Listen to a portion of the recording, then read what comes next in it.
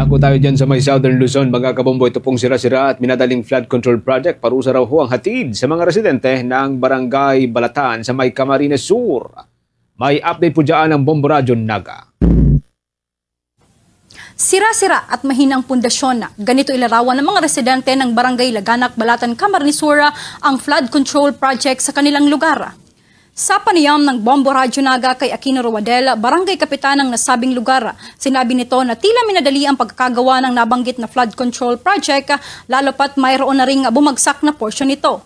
Ayon pa sa opisyal, sira-sira, may bitak-bitak na rin ito at mayroon ding nakapagsabi na ginamitan ng hindi magandang kalidad ng buhangin na nagresulta sa mahinang pundasyon. Ang nasabing problema ay kanila nang inilapit sa kontraktor ng proyekto, ngunit sinabi umano ng mga ito na maayos naman ang kanilang pagkakagawa.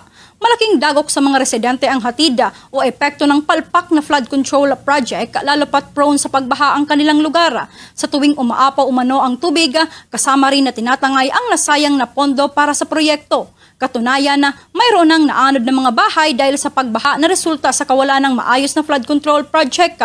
Samantala, ang proyekto ay nagkakahalaga ng 96,478,328 pesos at natapos noong December 15, 2023. Ang kontraktor na may hawak ng nasabing proyekto ay ang Hightone Construction and Development Corporation. Maaalala, ang Hightone Construction Development Corporation ang pangsyam sa 15 contractors na pinangalanan ni Pangulong Ferdinand Marcos Jr.